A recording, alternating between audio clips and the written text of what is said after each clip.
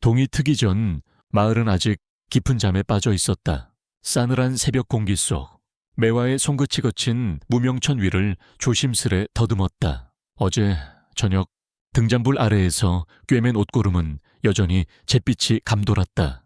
그녀의 작은 소망은 아주 작게라도 푸른 하늘빛 같은 쪽빛 실 한 가닥을 옷깃에 수놓는 것이었다. 허나 그마저도 사치였다. 고작 20해를 살았을 뿐인 매화의 삶은 태어날 때부터 정해진 옷감의 색과 무늬, 심지어 옷매무새 하나까지도 스스로 선택할 수 없었다. 그녀가 입는 옷은 단순한 천 조각이 아니었다. 그것은 그녀의 신분을, 그녀의 위치를, 그녀가 속한 세상을 웅변하는 표식이었다. 매화는 조용히 숨을 내쉬었다. 가슴 저 깊은 곳에서 피어나는 작은 갈망은 이내 차가운 현실의 무게에 짓눌려 사라지곤 했다. 조선의 하늘 아래 모든 백성은 태어나는 순간부터 옷으로 규정되었다. 양반은 비단과 고운색으로 위엄을 드러냈고 상민은 무명과 삼배의 소박함 속에서 묵묵히 삶을 이어갔다. 천민에게는 그마저도 허락되지 않는 찢어지고 해진 옷만이 주어졌다. 옷은 계급의 경계를 명확히 그었으며 그 경계는 마치 보이지 않는 벽처럼 높고 견고했다. 감히 그 벽을 넘어서려 하는 자는 가차없는 시선과 질책, 때로는 더 가혹한 처벌에 직면해야 했다. 사소한 옷차림 하나가 한 개인의 운명뿐 아니라 가족 전체의 명예와 안위까지 좌우할 수 있었다. 매화는 어린 시절 장터에서 화려한 비단 치마를 몰래 걸쳤다가 낭패를 본 이웃집 안악의 이야기를 들으며 자랐다.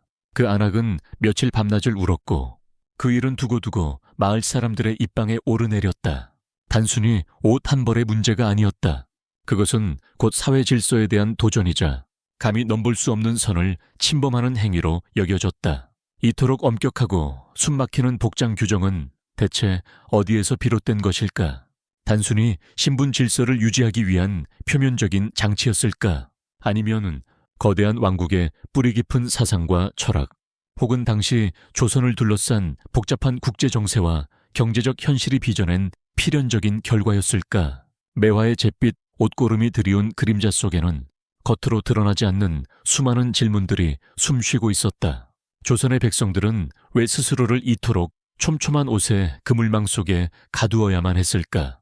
그 금지의 이면에는 어떤 욕망과 통제의 논리가 자리하고 있었을까? 그리고 그 규율은 과연 누구를 위한 것이었으며 누구에게 가장 큰 짐이 되었을까?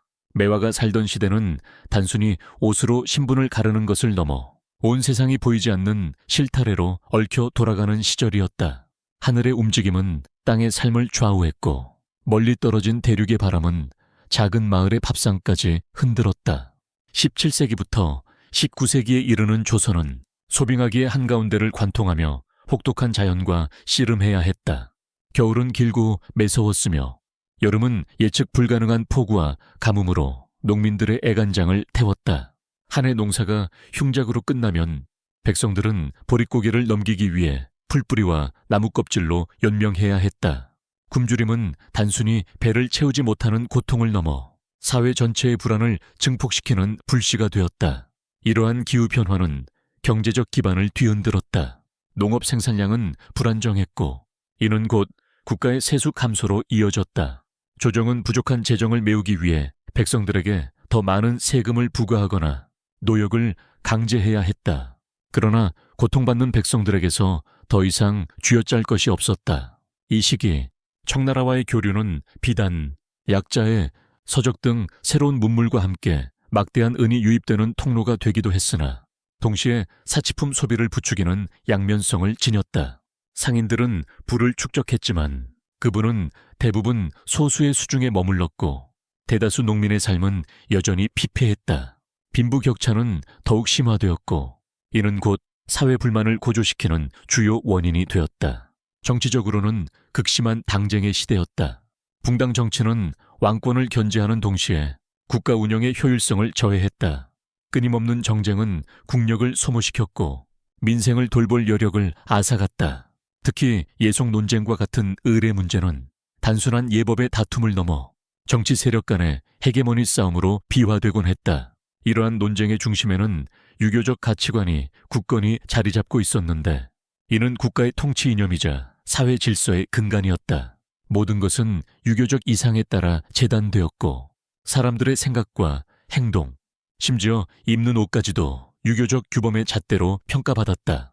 이러한 복합적인 배경 속에서 엄격한 복장 규정은 단순히 개인의 옷차림을 통제하는 것을 넘어 흔들리는 사회 질서를 붙잡고 혼란스러운 민심을 다잡으려는 국가의 절박한 시도였다.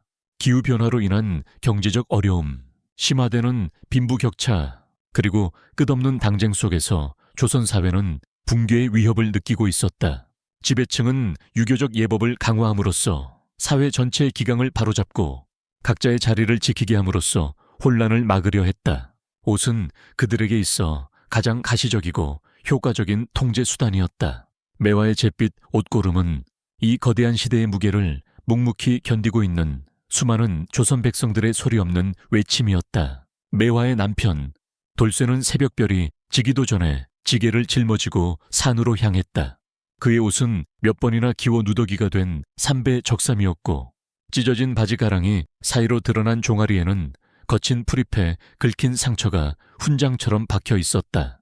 돌쇠는 산에서 나무를 해오거나 마을 어귀에서 집신을 삼아 팔며 겨우 생계를 이어가는 상민이었다.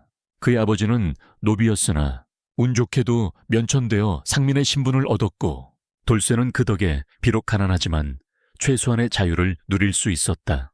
그러나 그 자유는 언제든 위협받을 수 있는 위태로운 것이었다. 그의 가장 큰 걱정은 어린 딸 초롱이었다.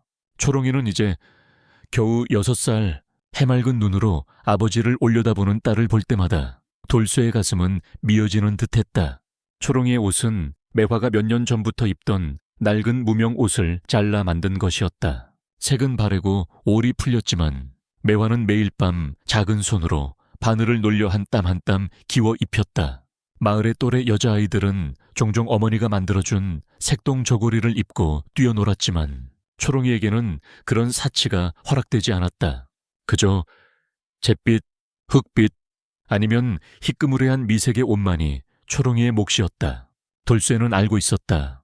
딸에게 더 좋은 옷을 입히지 못하는 것이 단순한 가난의 문제가 아니라는 것을. 그것은 엄격한 신분 질서가 부여한 굴레였다. 돌쇠의 마을은 산과 강 사이에 자리 잡은 작은 농촌이었다. 대부분의 주민들은 농사를 지었으나 돌쇠처럼 산에서 나무를 하거나 장터에서 물건을 파는 이들도 적지 않았다. 이들은 모두 국가의 세금을 바치고 정기적으로 부역에 동원되었다. 옷은 그들의 신분을 말해주는 가장 확실한 증표였다. 상민들은 고운 비단이나 화려한 색의 옷을 입을 수 없었다. 만약 감히 그런 옷을 입고 나섰다가는 양반들의 노여움을 샀거나 관에 끌려가 곤장을 맞을 수도 있었다. 돌쇠는 어릴 적 이웃마을의 한 젊은이가 장터에서 꽤 좋은 무명으로 만든 옷을 입었다가 봉변을 당하는 것을 직접 목격했다. 그 젊은이는 상민 주제에 감히 몸에 좋은 옷을 입어 신분을 망각하려 한다는 비난과 함께 매질을 당했고 그의 가족은 마을에서 쫓겨나다시피 했다.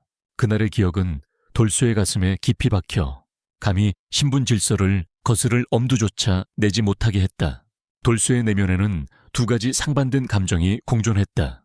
하나는 지독한 현실에 대한 체념이었다. 수백 년간 이어져 온 이 견고한 질서 앞에서 한 개인의 발버둥은 의미 없는 몸짓에 불과하다고 스스로를 다독였다.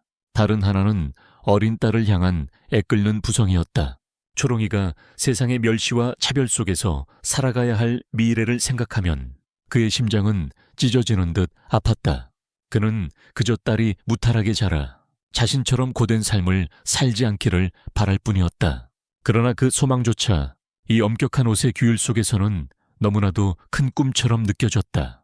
매화와 돌소에 그리고 초롱이의 삶은 조선이라는 거대한 직물 위에서 정해진 색과 무늬로 짜여진 한 조각의 천이었다. 이른 아침 돌쇠의 지게는 이미 땀으로 축축했다.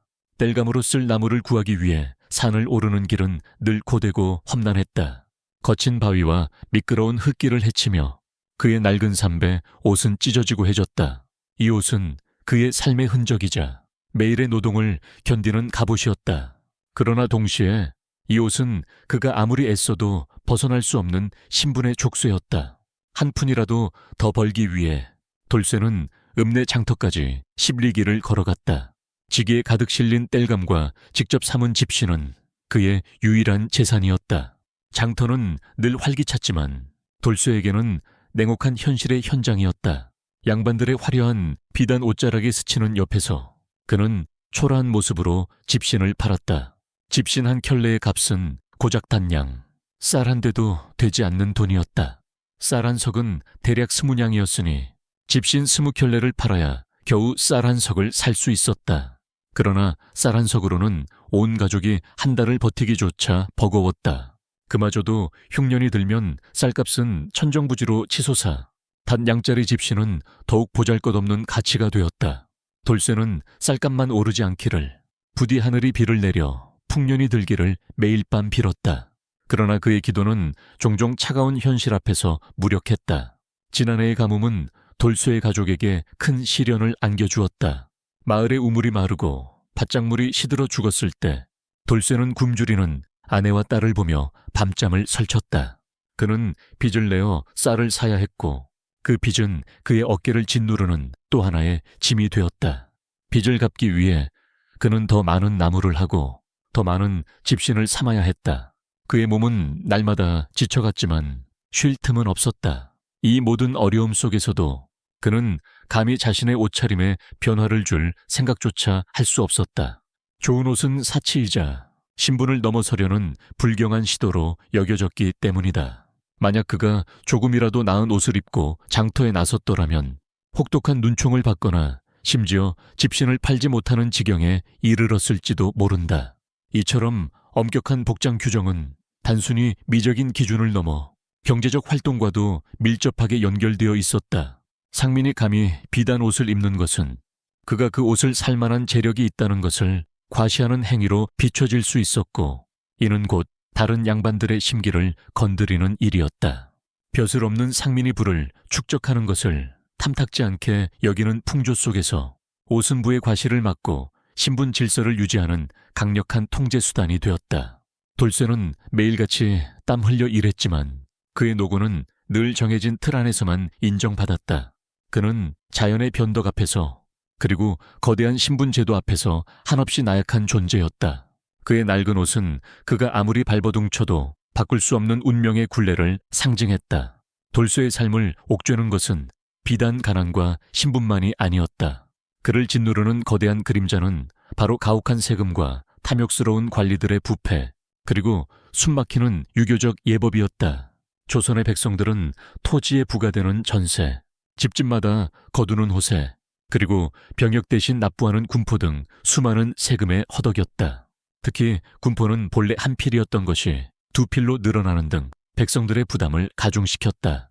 돌쇠처럼 땅 없는 상민에게도 군포는 예외가 아니었고 그에게는 매년 이 군포 한 필을 마련하는 것이 하늘의 별 따기만큼이나 어려운 일이었다.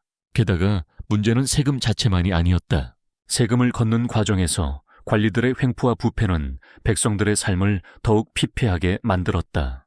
이른바 삼정의 문란이라 불리는 전정, 군정, 환곡의 폐단은 돌쇠와 같은 민초들을 지옥으로 몰아넣었다.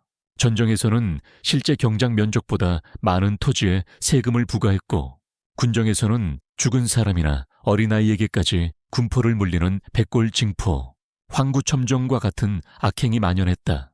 황곡은 곡식을 빌려주고 이자를 받는 구율 제도였으나 실제로는 고리대금업으로 변질되어 백성들을 빚더미에 앉게 했다. 돌쇠는 해마다 쌀 한 석을 빌려 다음 해에 2석으로 갚아야 하는 환곡의 굴레에 시달렸다. 그가 아무리 땀 흘려 일해도 돌아오는 것은 빚과 세금의 독촉뿐이었다. 이러한 경제적 압박은 옷차림에도 직접적인 영향을 미쳤다. 상민들은 고운 옷을 입을 엄두조차 내지 못했다. 비단이나 고운 무명은 비쌌고 그것을 살 돈이 있었다 해도 세금과 빚을 갚는 데 우선적으로 쓰였다. 설령 재력이 있더라도 화려한 옷을 입는 것은 관아의 눈에 띄어 더 많은 세금을 물거나 투기의 대상으로 지목될 위험을 감수해야 하는 일이었다. 옷은 단순히 몸을 가리는 것을 넘어 자신의 경제적 상황과 사회적 위치를 숨기거나 드러내는 위험한 도구였다. 돌쇠는 낡은 삼배, 옷을 입는 것이 오히려 관아의 눈을 피하고 자신을 더 이상 착취할 것이 없는 가난한 백성으로 보이게 하는 방패막이가 될 수 있음을 본능적으로 알고 있었다. 무엇보다 유교적 예법은 이 모든 것을 정당화하고 강화하는 강력한 이념적 배경이었다. 조선 사회는 오륜과 삼강을 중심으로 한 유교적 가치관에 철저히 지배되었다. 상하 질서, 남녀 유별, 장유유서 등 모든 사회적 관계는 엄격한 예법에 따라 규정되었다. 옷은 이러한 예법의 가장 가시적인 표현이었다. 양반은 양반답게, 상민은 상민답게 옷을 입어야 했다. 이는 단순한 복식의 문제가 아니라 각자의 신분에 맞는 역할을 충실히 이행하고 사회 질서를 유지하는 도덕적 의무였다. 감히 신분에 맞지 않는 옷을 입는 것은 유교적 예법에 대한 도전이자 사회 질서를 문란하게 하는 불경한 행위로 간주되었다. 매화가 초롱이에게 잿빛 옷만을 입히는 것은 단순히 돈이 없어서만은 아니었다. 만약 초롱이가 예쁜 색동저고리를 입고 마을을 돌아다닌다면 그것은 주변의 따가운 시선을 받게 될 것이고 심지어 관에 알려져 가족 전체가 공영에 처할 수도 있었다. 분수에 넘치는 행위라는 비난은 어린아이에게조차 가혹하게 적용되었다. 유교는 내면의 수양을 강조했지만 동시에 외면적인 형식과 예법을 통해 사회 전체를 통제하는 강력한 도구로 기능했다. 돌쇠는 산에서 나무를 해오다 문득 하늘을 올려다보았다. 짙은 먹구름이 몰려오는 하늘은 마치 그의 삶을 짓누르는 거대한 압력처럼 느껴졌다. 세금, 부패, 그리고 숨막히는 예법의 굴레 속에서 그는 더 이상 숨쉴 공간조차 찾을 수 없는 듯했다. 그의 낡은 옷은 이제 그의 존재를 규정하는 마지막 표식이자 벗어날 수 없는 운명의 족쇄였다. 그날은 여느 때와 다름없이 혹독한 겨울바람이 몰아치던 날이었다. 초롱이는 며칠 전부터 기침을 심하게 했고 매화는 초롱이의 이마에 손을 얹으며 밤새도록 열을 식혔다. 작은 아이의 몸은 불덩이 같았다. 돌쇠는 읍내 약방에 가서 약이라도 구해오려 했지만 수중에 돈이 없었다. 집신 몇 켤레를 들고 장터에 나갔으나 칼바람에 얼어붙은 사람들은 지갑을 열지 않았다. 집신은 팔리지 않았고 돌쇠의 마음은 새까맣게 타들어갔다. 돌쇠가 해질녘 빈손으로 돌아왔을 때 매화는 초롱이를 품에 안고 흐느끼고 있었다. 초롱이의 작은 몸은 싸늘하게 식어가고 있었다. 아범, 아범. 매화의 목소리는 갈라져 나왔다. 초롱이가. 돌쇠는 털썩 주저앉았다. 그의 심장은 찢어지는 듯 아팠다. 약 한 1,000만 살 수 있었더라면, 따뜻한 옷 한 벌이라도 입힐 수 있었더라면. 그러나 가난은 그 모든 것을 허락하지 않았다. 초롱이는 가장 추운 겨울날 낡은 무명옷 한 벌만을 걸친 채 세상을 떠났다. 장례를 치르는 내내 돌쇠는 멍하니 초롱이의 시신을 바라보았다. 잿빛 수의를 입은 초롱이의 모습은 살아생전 입었던 낡은 옷과 다를 바 없었다. 그는 문득 초롱이가 죽기 전 해맑은 눈으로 아빠, 나도 저 언니처럼 예쁜 꽃무늬 옷 입고 싶어라고 말했던 것을 떠올렸다. 돌쇠는 아무런 대답도 해줄 수 없었다. 그저 씁쓸하게 웃으며 다음에 아빠가 돈 많이 벌면 예쁜 옷 사줄게라고 얼버무렸을 뿐이었다. 그러나 그 약속은 영원히 지킬 수 없게 되었다. 초롱이의 죽음은 돌쇠의 삶을 뿌리째 흔들었다. 그는 자신을 짓누르던 모든 것들에 대한 분노와 무력감에 휩싸였다. 가난, 세금, 관리들의 횡포, 그리고 이 모든 것을 굳건히 지탱하던 엄격한 신분 제도와 복장 규정, 그에 따른 이 모든 것의 희생양이었다. 따뜻한 옷 한 벌 살 돈이 없어. 변변한 약 한 첩 쓸 수 없어. 자신의 아이를 잃었다는 자책감은 그의 심장을 갈기갈기 찢어 놓았다. 며칠 밤낮을 술로 지새우던 돌쇠는 어느 날 새벽 매화의 만류에도 불구하고 읍내 장터로 향했다. 그의 손에는 낡은 지게 대신 품속에 감춰둔 작은 보찜이 들려 있었다. 보찜 속에는 매화가 아끼던 유일하게 색깔이 들어간 쪽빛 자투리 청화 바늘, 그리고 달아빠진 실타래가 들어있었다.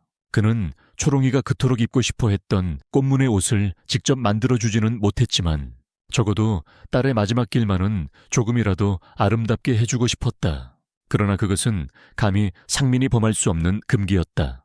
쪽빛은 양반가의 여인들이나 입을 수 있는 색이었다. 돌쇠는 알고 있었다.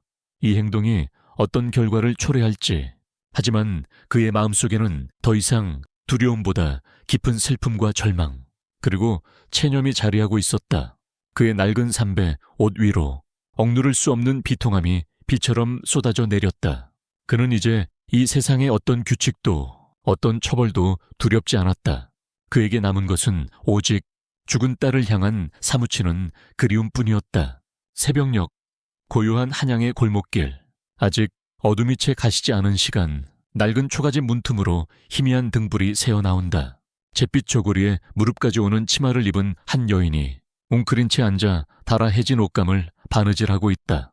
그녀의 손은 거칠고 투박하지만 바늘을 쥐고 움직이는 손끝에는 묘한 긴장감이 서려 있다. 달아빠진 옷감은 거친 삼배로 짜여 있고 아무런 무늬도 색깔도 없다. 그저 흑빛과 다름없는 무채색뿐이다. 그녀의 시선은 바느질하는 손끝에 머물러 있지만 이따금씩 창밖 어둠 속으로 향한다.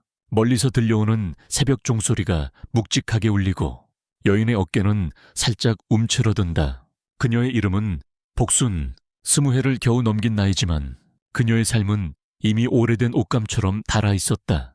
복순이 바느질하는 이 옷은 그녀의 전부이자 그녀의 신분을 말해주는 유일한 표식이었다.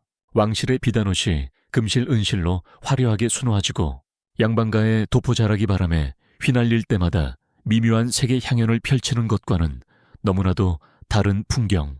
복순의 옷은 그저 입기 위한 것이었지만 그조차도 엄격한 규칙 아래 놓여 있었다. 조선이라는 나라는 그 어떤 것보다도 격식과 예의를 중시했다. 그리고 그 격식과 예의는 사람의 몸을 감싸는 옷 한 벌에 고스란히 투영되었다. 신분에 따라 입을 수 있는 옷의 색깔, 재질, 무늬, 심지어는 옷고름의 길이와 폭까지도 법으로 정해져 있었다. 왕은 골룡포를 입었고 문무백관은 품기에 따라 다른 색의 단령과 흉배를 달았다. 양반 사대부는 비단이나 명주로 지은 도포와 갓을 쓰고 다녔고 상민들은 거친 면이나 삼배로 만든 소박한 옷만을 허락받았다. 심지어 결혼식 같은 특별한 날에도 신분에 맞는 옷차림을 벗어나는 것은 용납되지 않았다. 이러한 규정은 단순히 옷을 입는 방식을 넘어 조선 사회 전체를 지배하는 보이지 않는 질서였다.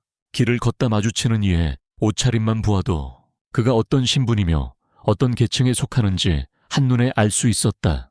옷은 단순한 천 조각이 아니라 그 사람의 존재 자체를 규정하는 강력한 언어였다. 왜 조선 사람들은 이토록 엄격한 복장 규정 속에 살아야 했을까? 단순히 신분을 구분하기 위함이었을까? 아니면 그 이면에 숨겨진 더 깊은 이유가 있었던 것일까? 옷 한 벌에 담긴 색깔과 무늬, 재질 속에 조선이라는 국가가 추구했던 이상과 현실의 고뇌가 깃들어 있었던 것은 아닐까? 우리는 이제 낡은 옷감 속에 숨겨진 조선의 진짜 이야기를 찾아 떠나려 한다. 복순의 잿빛 저고리, 그리고 왕의 골룡포가 품고 있던 시대의 질문들을 따라가 본다. 복순이 꿰매던 잿빛 저고리 한 벌에는 단순히 실과 바늘의 흔적만이 담겨 있지 않았다. 그 안에는 조선이라는 나라를 짓눌렀던 거대한 시대의 무게, 즉 척박한 자연환경과 엄격한 통치 이념, 그리고 불안정한 경제 구조가 고스란히 스며들어 있었다. 조선은 건국 초기부터 만만치 않은 자연의 도전에 직면했다. 소빙학이라 불리는 기후변화의 시기, 한반도는 유난히 혹독한 겨울과 예측 불가능한 가뭄, 홍수에 시달렸다. 해마다 찾아오는 냉해와 수해는 농경 사회였던 조선의 근간을 흔들었다. 쌀, 보리 같은 주식 작물뿐 아니라 옷감을 만드는 데 필요한 목화나 삼배의 생산량 또한 급격히 줄어들었다. 수확량이 줄어드니 백성들의 삶은 더욱 팍팍해졌다. 당장 먹고 사는 문제조차 해결하기 어려운데 값비싼 비단이나 고운 염색 옷감은 꿈도 꿀 수 없었다. 국가로서도 한정된 자원을 효율적으로 배분하고 사회적 혼란을 막기 위한 방안이 절실했다. 이때 복식 규제는 단순한 멋내기 금지를 넘어 국가 경제를 통제하고 자원의 낭비를 막는 중요한 수단이 되었다. 귀한 비단은 왕실이나 명나라 사신 접대 등 국가 의례에만 허용되었고 일반 백성들에게는 값싸고 질긴 삼배나 무명만이 허락되었다. 이는 자원의 효율적 배분이라는 경제적 논리와 맞닿아 있었다. 더욱이 조선을 지탱하는 근본 이념은 성리학이었다. 성리학은 하늘과 땅, 군신과 부자, 남녀 사이에 엄격한 위계 질서를 강조했으며 모든 사회 구성원이 각자의 명분에 맞는 삶을 살아야 한다고 가르쳤다. 옷은 이 명분을 가장 명확하게 드러내는 시각적 상징이었다. 왕은 용이 수노인 골룡포를 입어 천자의 권위를 나타냈고 양반은 품기에 따라 색깔과 무늬가 다른 관복을 입어 자신의 지위를 과시했다. 반면 상민은 백색이나 잿빛의 소박한 옷만을 입어야 했다. 이는 단순한 신분 구별을 넘어 사회 전체의 질서를 시각적으로 각인시키는 강력한 장치였다. 조선시대의 사치금지령, 즉 사치금지법은 이러한 배경 속에서 더욱 강화되었다. 백성들이 분수에 넘치는 화려한 옷을 입는 것을 막는 것은 곧 사회적 혼란을 예방하고 검소함을 미덕으로 삼는 성리학적 가치를 실현하는 길이었다. 만약 상민이 양반과 같은 비단 옷을 입고 거리를 활보한다면 이는 단순히 규정을 어긴 것을 넘어 사회 질서에 대한 도전으로 간주되었다. 옷은 신분 상승의 욕망을 억누르고 각자의 자리에 만족하며 살아가도록 강제하는 침묵의 명령이었다. 이러한 거시적 환경 속에서 복순과 같은 평범한 백성들은 자신의 의지와 상관없이 정해진 옷을 입고 살아야 했다. 그들의 옷은 스스로 선택한 것이 아니라 시대가 부여한 운명과도 같은 것이었다. 잿빛 저고리와 거친 삼배치마는 그들이 속한 계층의 경계를 명확히 그었고 그 경계를 넘어서려는 시도는 곧 체제에 대한 도전으로 여겨졌다. 조선의 복식 규정은 단순히 옷을 입는 방식에 대한 지침이 아니라 혹독한 자연 속에서 국가의 생존을 도모하고 성리학적 이상을 현실에 구현하려 했던 치열한 시대의 고뇌가 담긴 기록이었던 것이다. 복순의 손끝은 굳은 살로 가득했다. 어릴 적부터 시작된 바느질은 이제 그녀의 삶 그 자체였다. 그녀의 어머니 또한 바느질로 생계를 이어갔고 복순은 어머니의 곁에서 낡은 천 조각들을 이어붙이며 자랐다. 그녀의 가족은 대대로 한양 변두리에서 옷을 짓는 일을 했지만 그들이 짓는 옷은 결코 화려하거나 고상한 것이 아니었다. 그저 상민들이 입는 거친 무명이나 삼배옷, 그리고 때로는 하급 관리들의 낡은 관복을 수선하는 일이었다. 복순의 집은 흙벽과 초가 지붕으로 이루어진 작은 오두막이었다. 방 한 칸에 부엌이 전부인 비좁은 공간이었지만 그 안에서 어머니와 어린 남동생 덕수와 함께 살았다. 아버지는 복순이 어릴 적 지독한 흉년에 병을 얻어 세상을 떠났다. 그 후로 복순은 가장이나 다름없었다. 새벽부터 밤늦게까지 바느질을 하고 틈틈이 시장에 나가 남은 옷감을 팔거나 심부름을 하며 겨우 입에 풀칠을 했다. 가장 큰 걱정은 어린 덕수였다. 덕수는 또래 아이들처럼 뛰어놀기보다 늘 병약한 몸으로 기침을 달고 살았다. 따뜻한 밥과 좋은 옷을 입혀주고 싶었지만 복순에게 허락된 것은 잿빛 무명옷과 차가운 보리죽뿐이었다. 덕수는 가끔 복순에게 물었다. 누나, 왜 우리는 저 예쁜 비단옷을 입을 수 없어? 저 색깔 고운 옷은 누가 입는 거야? 그럴 때마다 복순은 덕수의 머리를 쓰다듬으며 조용히 말했다. 덕수야, 우리는 우리에게 맞는 옷을 입어야 하는 거야. 저 옷들은 우리 것이 아니란다. 복순의 대답에는 체념과 함께 알 수 없는 깊은 슬픔이 배어 있었다. 그녀 자신도 어린 시절 시장에서 팔리는 오색 찬란한 비단 옷감들을 보며 몰래 눈물을 훔치곤 했다. 한 번쯤은 고운 색깔의 치마를 입고 싶었고 부드러운 명주 저고리를 걸쳐보고 싶었다. 그러나 그것은 감히 상상조차 할 수 없는 금지된 욕망이었다. 그녀의 옷은 언제나 잿빛, 흑빛 또는 흰색뿐이었다. 그 색깔들은 그녀의 신분을, 그녀의 운명을, 그리고 그녀의 모든 것을 규정했다. 어느 날 이웃 마을에 사는 김노파가 복순의 집을 찾아왔다. 김노파는 이웃 사람들의 옷을 수선해주며 살아가는 노인이었다. 그녀는 낡은 비단 조각을 들고 와 복순에게 보여주었다. 복순아, 이 비단 조각 좀 봐라. 양반대 가씨가 저고리를 새로 하면서 버린 것인데 색깔이 너무 고와서 차마 버릴 수가 없었단다. 이걸로 덕수에게 작은 주머니라도 하나 만들어주면 어떻겠니? 복수는 김노파의 손에 들린 비단 조각을 물끄러미 바라보았다. 붉은색과 푸른색이 은은하게 섞인 손끝에 닿는 감촉이 비할 데 없이 부드러운 비단이었다. 덕수의 얼굴이 떠올랐다. 이 작은 조각으로 주머니를 만들어준다면 얼마나 기뻐할까. 하지만 이내 그녀의 눈빛은 흔들렸다. 그 비단은 상민인 자신들이 가져서는 안 될 것이었다. 설령 작은 주머니일지라도 신분에 맞지 않는 옷감을 사용하는 것은 위험한 일이었다. 법과 질서가 엄격한 조선에서 작은 일탈은 때로는 큰 화를 불러올 수도 있었다. 복순의 마음속에는 덕수를 향한 애틋한 마음과 엄격한 사회 규범 사이의 갈등이 소용돌이쳤다. 잿빛 삶 속에서 피어난 작은 색깔의 유혹. 복수는 어떻게 이 유혹에 맞설 수 있을까? 김노파가 놓고 간 비단 조각은 복순의 작은 방 한 구석에 며칠 동안 놓여 있었다. 붉고 푸른 색실이 교차하며 만들어내는 은은한 광택은 잿빛 세상에 익숙한 복순의 눈에는 이질적이고도 아름답게 빛났다. 그러나 그 아름다움은 동시에 그녀에게 무거운 짐이었다. 덕수는 비단 조각을 볼 때마다 눈을 반짝이며 주머니를 만들어달라고 졸랐지만 복수는 차마 바늘을 댈 수 없었다. 그녀의 하루는 언제나 고된 노동의 연속이었다. 새벽 달기 울기 전부터 일어나 바늘을 잡고 해가 서산해질 때까지 허리 한번 제대로 펴지 못했다. 주로 맡는 일은 낡은 옷을 깁거나 시장에 내다 팔 것인 무명옷을 만드는 것이었다. 무명 한 피를 짜서 옷 한 벌을 만들면 고작 몇 냥 남짓한 돈을 손에 쥘 수 있었다.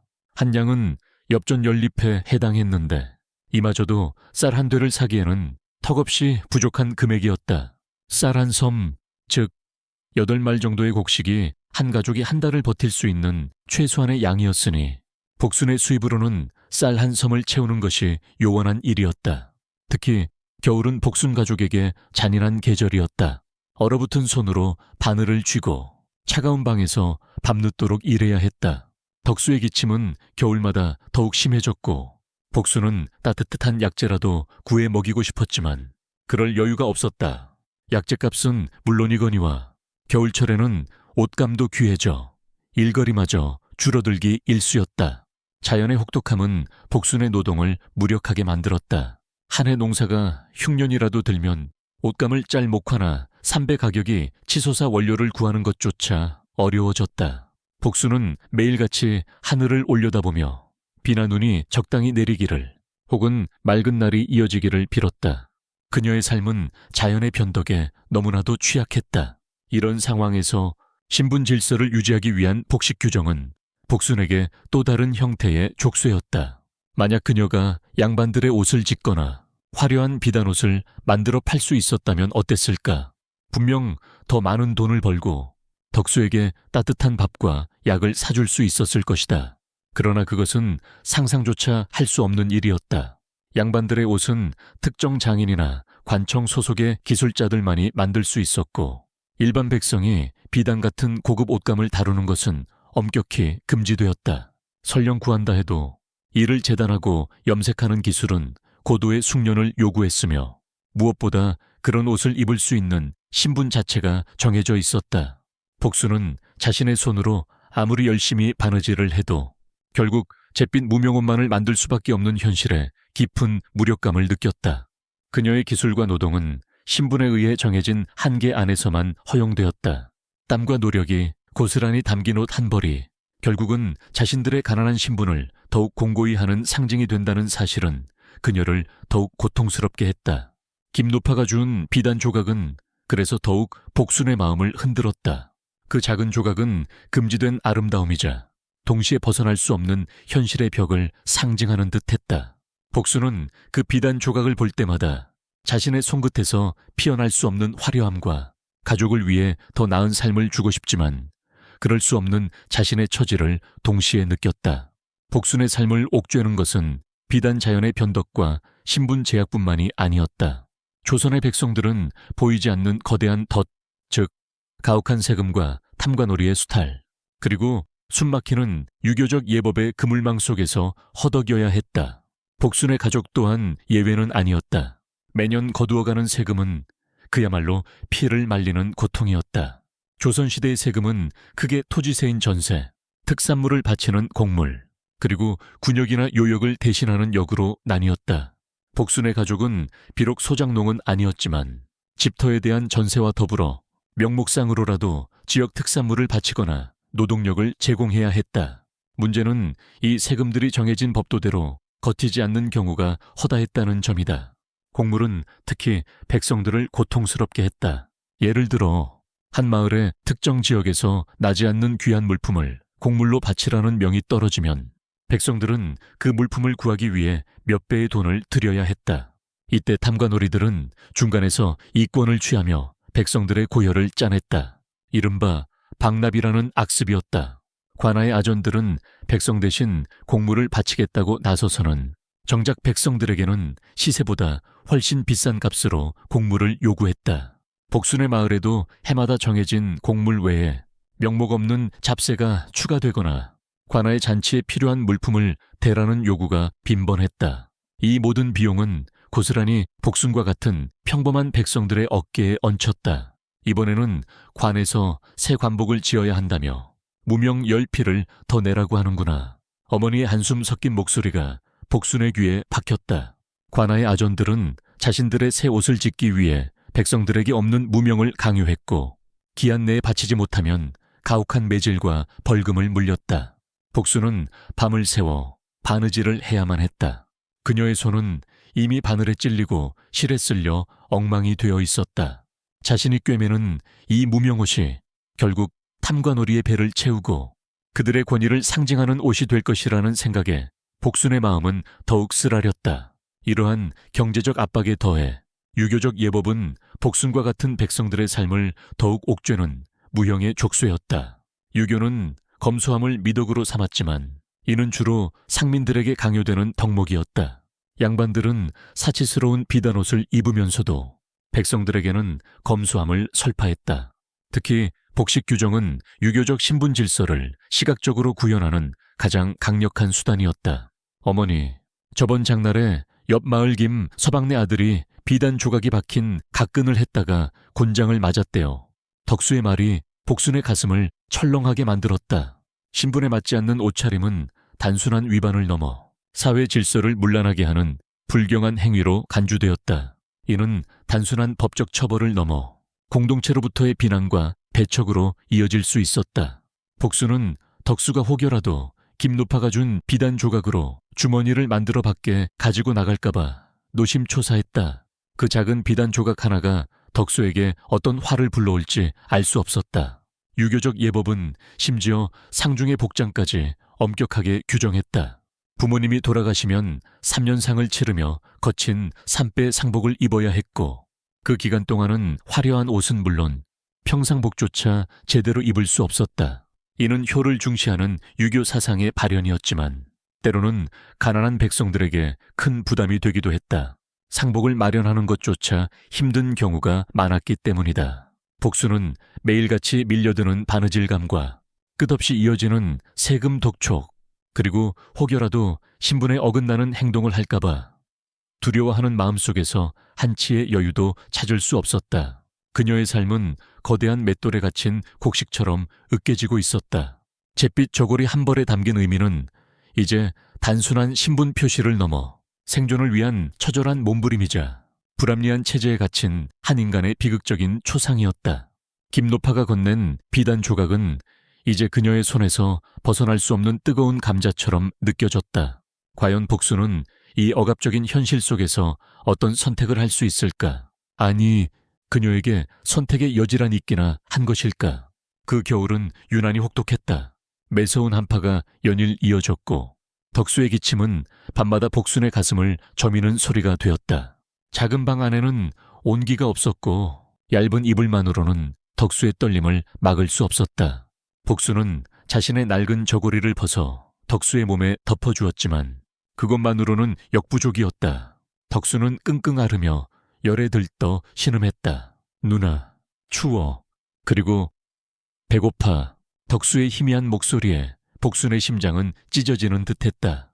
며칠째 제대로 된 밥을 먹지 못했고 약은커녕 따뜻한 물 한 모금도 제대로 먹이지 못했다. 복순은 밤새도록 덕수의 이마를 짚으며 열을 식히려 애썼지만 점차 덕수의 숨소리는 거칠어지고 눈빛은 흐려졌다. 다음 날 아침 덕수의 상태는 더욱 위중해졌다. 복순은 더 이상 지체할 수 없었다. 이대로 두었다가는 덕수를 잃을지도 모른다는 공포가 그녀의 온몸을 덮쳤다. 그녀는 벌떡 일어나 방 한구석에 놓여있던 김노파가 준 비단 조각을 집어들었다. 붉고 푸른 비단 조각은 이제 그녀의 눈에 금지된 아름다움이 아니라 덕수를 살릴 수 있는 유일한 희망처럼 보였다. 복수는 비단 조각을 움켜쥐고 다급하게 집을 나섰다. 꽁꽁 언 손으로 비단 조각을 품에 안고 시장으로 향했다. 시장은 이른 아침부터 사람들로 북적였지만 복순의 눈에는 아무것도 들어오지 않았다. 그녀는 오직 비단 조각을 팔아 덕수의 약값을 마련해야 한다는 생각뿐이었다. 몇 번의 망설임 끝에 그녀는 낡은 포목전 앞에 섰다. 주인은 뚱한 표정으로 비단 조각을 받아들더니 이내 눈을 크게 떴다. 이 비단은 어디서 난 것이냐? 상민의 것이 아닌데. 주인의 날카로운 질문에 복순의 심장이 쿵 떨어졌다. 그녀는 얼어붙은 입술을 겨우 움직여 말했다. 집안 대대로 내려오던 것이옵니다. 아이가 아파서 약값을 마련해야 합니다. 주인은 복순의 초라한 행색과 비단 조각을 번갈아 보며 의심의 눈초리를 거두지 않았다. 상민이 감히 비단 조각을 가지고 있다는 것은 있을 수 없는 일이었다. 그러나 복순의 절박한 눈빛과 차가운 겨울 공기 속에서 피어나는 희미한 열기에 주인은 마지못해 고개를 끄덕였다. 좋다. 하지만 신분에 맞지 않는 물건이니 값을 제대로 쳐줄 수는 없다. 그저 약값으로나 쓰도록 몇 잎 줄 뿐이다. 주인이 건넨 엽전 몇 잎은 비단 조각의 가치에 비하면 턱없이 부족한 금액이었다. 그러나 복수는 더 이상 흥정할 기력도 없었다. 그녀는 엽전을 움켜쥐고 곧장 약방으로 달려갔다. 약방에서 비싼 약재를 구하고 돌아오는 길. 복순의 발걸음은 청은망은 무거웠다. 그녀는 덕수를 살리기 위해 금지된 것을 팔았다. 신분의 경계를 넘어서는 행위를 저질렀다. 이 작은 일탈이 어떤 결과를 초래할지는 알 수 없었다. 그러나 그 순간 복순에게 중요한 것은 오직 덕수의 생명뿐이었다. 집으로 돌아온 복순은 급히 약재를 다려 덕수에게 먹였다. 그러나 이미 너무 늦은 것일까? 덕수의 몸은 차갑게 식어 있었고 더 이상 숨을 쉬지 않았다. 복수는 다그락거리는 약그릇을 놓치고 주저앉았다. 그녀의 손에 남은 것은 차갑게 식은 엽전 몇 잎과 그리고 죽은 동생의 싸늘한 몸뿐이었다. 잿빛 저고리 위로 뜨거운 눈물이 쏟아져 내렸다. 신분, 예법, 규정, 그 모든 것이 덕수의 생명 앞에서는 아무런 의미도 없었다. 그러나 그녀는 그 모든 굴레를 벗어던질 수 없었고 결국 가장 소중한 것을 잃었다. 조선의 엄격한 복장 규정은 복순에게 단순히 옷을 입는 방식을 넘어 사랑하는 이를 지킬 수조차 없는 무력감을 안겨주었다. 덕수를 잃은 밤, 복순은 차가운 방바닥에 웅크린 차에 밤새도록 울었다. 그녀의 울음소리는 밖으로 새어나오지 못하고 잿빛 벽에 부딪혀 부서졌다. 그 어떤 위로도 그 어떤 말도 그녀의 고통을 덜어줄 수 없었다. 아침이 밝아오고 어머니는 싸늘하게 식은 덕수의 몸을 끌어안고 실신했다. 복수는 텅 빈 눈으로 덕수의 작은 몸을 3배로 감쌌다. 신분에 맞는 가장 소박한 상복이었다. 장례는 조용하고 간소하게 치러졌다. 마을 사람들은 복순 가족의 비극을 안타까워했지만 그 누구도 감히 복순의 슬픔에 대해 깊이 파고들지 않았다. 그들은 모두 조선이라는 거대한 체제 속에서 각자의 몫의 고통을 겪고 있었기 때문이다. 복순은 덕수의 무덤 앞에서 흙을 한 줌 쥐었다. 차가운 흙의 감촉이 덕수의 싸늘한 몸을 떠올리게 했다. 그녀의 마음속에는 설명할 수 없는 깊은 한이 응어리졌다. 그 한은 단순히 덕수를 잃은 슬픔만이 아니었다. 그것은 덕수를 살릴 수 없었던 자신의 무력함, 신분이라는 거대한 벽 앞에서 좌절해야 했던 분노, 그리고 엄격한 복장 규정과 가혹한 현실이 만들어낸 고통의 총체였다. 비단 조각을 팔아 덕수를 살리려 했던 그녀의 작은 일탈은 결국 아무것도 바꾸지 못했다. 오히려 그 행위 자체가 그녀에게 더 큰 죄책감과 절망감을 안겨주었다. 복수는 그날 이후 더욱 묵묵히 바느질을 했다. 그녀의 손은 기계처럼 움직였지만 눈빛은 더 이상 생기 없이 텅 비어 있었다. 그녀가 짓는 옷은 여전히 잿빛 무명과 삼배뿐이었다. 그러나 이제 그녀의 바느질에는 단순한 생계 유지를 넘어선 무언가가 담겨 있었다. 실 한 땀 한 땀에 덕수를 향한 그리움과 세상에 대한 원망, 그리고 체념이 스며들었다. 어느 날 밤 복수는 잠 못 이루고 바느질을 하고 있었다. 밖에서는 매서운 바람이 불고 낡은 문틈으로 한기가 스며들었다. 그때 멀리서 희미하게 들려오는 종소리가 그녀의 귀를 파고들었다. 새벽을 알리는 종소리였다. 그 종소리는 복순에게 익숙한 일상의 소리였지만 그날 밤의 종소리는 유난히 다르게 들렸다. 그것은 마치 억압된 영혼들의 울부짖음 같기도 했고 동시에 새로운 시작을 알리는 희망의 소리 같기도 했다. 복순은 바느질하던 손을 멈추고 창밖을 내다보았다. 칠흑 같은 어둠 속에서 아무것도 보이지 않았지만 그녀는 그 어둠 너머에 있는 무언가를 느낄 수 있었다.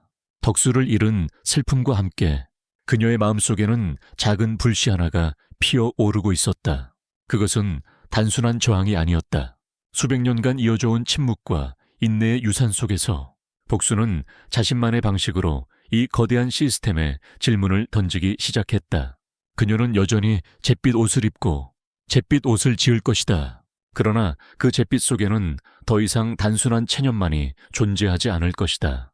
그녀의 바느질은 이제 침묵의 언어가 되어 억압된 삶 속에서 피어나는 작은 저항의 몸짓이 될 것이다. 조선의 엄격한 복장 규정은 수많은 복순들에게 한을 심어주었지만 동시에 그 한은 언젠가 시대의 변화를 이끌어낼 잠재적인 힘이 될 수도 있음을 암시하고 있었다. 잿빛 저고리 속에 담긴 한의 정서는 어쩌면 조선시대 민초들이 살아낸 고통과 인내의 가장 진솔한 기록일지도 모른다. 복순의 잿빛 저고리에 스민하는 비단 그녀만의 것이 아니었다. 조선 왕조실록. 곳곳에는 이러한 엄격한 복식 규정과 그로 인한 백성들의 고통이 간접적으로 기록되어 있다. 태종 16년 1416년에는 백성들이 사치스러운 옷을 입지 못하게 하고 신분에 맞게 옷을 입도록 하라는 명이 내려졌다. 세종대에도 사치스러운 옷차림을 금하고 검소함을 숭상하라는 교지가 반복해서 발표되었다. 이는 단순히 왕의 윤리적 훈계가 아니었다. 흉년과 질병으로 고통받는 백성들의 삶 속에서 국가 재정의 효율적 운용과 사회 질서 유지를 위한 통치술의 일환이었다. 특히 경국대전과 같은 법전에는 신분별 복식 규정이 매우 상세하게 명시되어 있다. 왕실과 사대부의 옷 색깔, 옷감의 종류, 무늬는 물론 심지어는 모자의 형태와 신발의 재질까지도 세세하게 규정했다. 예를 들어 일반 백성들은 비단은 물론 비단과 비슷한 느낌을 주는 명주조차도 쉽게 사용할 수 없었다. 염색된 옷감은 특정 계층에게만 허용되었고 백성들은 주로 표백하지 않은 흰색이나 잿빛, 흑빛의 무명과 삼배 옷만을 입어야 했다. 이는 복순이 덕수를 위해 팔았던 붉고 푸른 비단 조각이 얼마나 귀하고 동시에 상민에게는 금지된 물건이었는지를 여실히 보여준다. 이러한 규제는 때로는 백성들의 일상에 직접적인 고통을 주었다. 정조실록에는 상인들이 비단 옷을 입었다는 이유로 곤장을 맞았다는 기록이 남아있으며 성종실록에서는 사치스러운 옷차림을 한 자들을 적발하여 처벌하라는 명이 내려지기도 했다. 옷은 단순히 몸을 가리는 용도를 넘어 그 사람의 사회적 존재를 규정하고 그 존재가 체제에 순응하는지를 시험하는 도구였다. 복순의 이야기는 이러한 역사적 기록들이 담고 있는 차가운 사실들 뒤에 숨겨진 수많은 개인들의 비극을 대변한다. 그녀는 이름 없는 백성 중 한 명이었지만 그녀의 고통은 조선시대 수많은 민초들이 겪었던 고난의 축소판이었다. 가혹한 세금과 탐관오리의 수탈은 백성들의 최소한의 생존마저 위협했고 유교적 명분론에 입각한 엄격한 복식 규정은 그들의 삶에 숨통을 조이는 또 다른 굴레가 되었다. 이러한 사회적 제약 속에서 백성들은 자신들의 불만을 직접적으로 표출하기 어려웠다. 대신 그들은 침묵하고 인내하며 때로는 복순처럼 작지만 위험한 일탈을 감행하기도 했다. 잿빛 옷 속에 감춰진 그들의 한은 결코 사라지지 않고 오랜 세월 동안 조선 사회의 밑바닥에 쌓여갔다. 이 침묵의 역사는 훗날 새로운 변화의 씨앗이 되어 오랜 잠에서 깨어날 조선의 미래를 예고하는 전주곡이 되었다. 복순의 이야기는 단순히 한 개인의 비극을 넘어 조선이라는 나라가 걸어온 길과 그 길 위에서 희생된 수많은 존재들의 아픔을 우리에게 다시금 일깨워준다. 복순의 손은 여전히 바느질을 멈추지 않았다. 잿빛 저고리를 꿰매는 그녀의 손끝에는 이제 더 이상 절망만이 서려 있지 않았다. 덕수를 잃은 슬픔은 가슴속 깊이 박혔지만 그 슬픔은 그녀를 부러뜨리지 않았다. 오히려 꺾이지 않는 강인함으로 변해 그녀의 삶을 지탱하는 힘이 되었다. 그녀는 여전히 낡은 초가집에서 살았고 여전히 거친 무명과 삼배로 옷을 지었다. 하지만 이제 그녀의 바느질에는 새로운 의미가 더해졌다. 그녀가 짓는 옷 한 벌 한 벌은 단순히 몸을 가리는 천 조각이 아니었다. 그것은 척박한 땅에서 살아남기 위한 민초들의 고단한 삶의 기록이자 부당한 현실에 맞서 묵묵히 버텨낸 인내의 증표였다. 잿빛 옷감 위로 그녀의 바늘이 지나갈 때마다 보이지 않는 희망의 실오라기가 함께 엮이는 듯했다. 수백 년간 이어져온 조선의 엄격한 복장 규정은 단순히 옷을 통제하는 것을 넘어 사람들의 생각과 삶의 방식까지도 규정하려 했다. 그러나 인간의 본성은 그 어떤 억압 속에서도 완전히 꺾이지 않았다. 작은 일탈, 조용한 저항, 그리고 묵묵한 인내 속에서 사람들은 자신들의 삶을 이어갔다. 복순의 이야기는 바로 그 불굴의 생명력을 보여주는 한 예였다. 시간은 흘러 조선이라는 나라도 변화의 거대한 물결을 맞이하게 된다. 봉건적인 신분 질서가 흔들리고 서구 문물이 유입되면서 복식 문화에도 큰 변화가 찾아올 것이다. 잿빛 무명옷이 아닌 다양한 색깔과 형태의 옷들이 거리를 채우게 될 날이 올 것이다. 그러나 그 변화의 중심에는 언제나 복순과 같은 이름 없는 민초들의 삶과 고통, 그리고 그들이 묵묵히 견뎌온 세월이 자리하고 있을 것이다. 복순의 작은 방, 창문 밖으로 새벽의 여명이 서서히 밝아오고 있었다. 칠흑 같던 밤에 장막이 걷히고 희미한 빛이 세상의 윤곽을 드러냈다. 그녀의 낡은 바늘은 여전히 옷감을 오가고 있었다. 어둠 속에서 피어나는 한 줄기 빛처럼 그녀의 삶은 고통 속에서도 희망을 놓지 않는 인간의 강인함을 대변하고 있었다. 과연 그 빛은 복순의 삶에 어떤 새로운 이야기를 가져다 줄 수 있을까? 그리고 우리는 그 잿빛 저고리 속에서 오늘날 우리의 삶을 비추는 어떤 교훈을 찾아낼 수 있을까?